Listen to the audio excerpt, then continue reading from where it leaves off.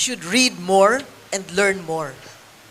You cannot make logical, intelligent decisions if there's nothing, no facts, no figures between your brains, between your ears. Another point is that when you make decisions, please, it's the good of the country, it's for the next generation. Remember that not all of us have an escape hatch like you do. We do not have billions of dollars stashed away somewhere. We do not have houses in other parts of the world that can be a safe haven for all of us.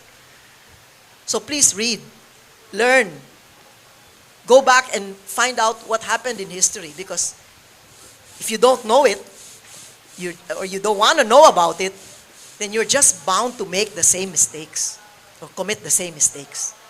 So remember, we 115 million Filipinos are stuck here. You have the freedom to fly anytime you want. You can have all the jets. You can buy all the houses, the palaces, the mansions that you want. And all the spending money that you could not even finish in how many 100 lifetimes. Please, don't make us look like fools, and maawa naman kayo sa Pilipino. Kayo, walang problema eh. Marami kayong bahay sa ibang bansa. Pera. Madali kayong lumipad. Ginawa nyo na yan eh. Lumipad na kayo eh. O, di ba? So, yun lang ang aking masasabi. Kawawa naman po kami. At hindi lang mahihirap ang kawawa.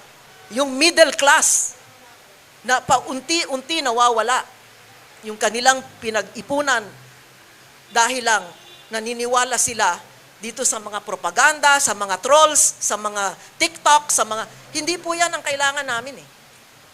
Kasi binabaliwala ninyo yung suliranin ng taong bayan. Binabaliwala nyo, hindi nyo pinapansin. Yung may reklamo, wala lang, baliwala lang lahat yan. Kasi sayawan lang, party lang, sige, biyahe lang tayo, okay.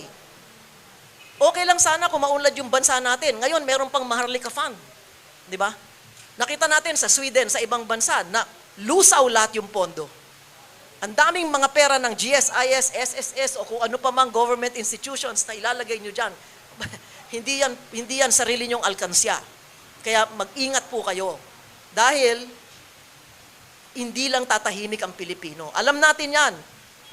Naghihintay lang ng oras yan. At kung hindi nyo alam kung anong gagawin ninyo, mabuti ngayon pa lang magkaalaman na.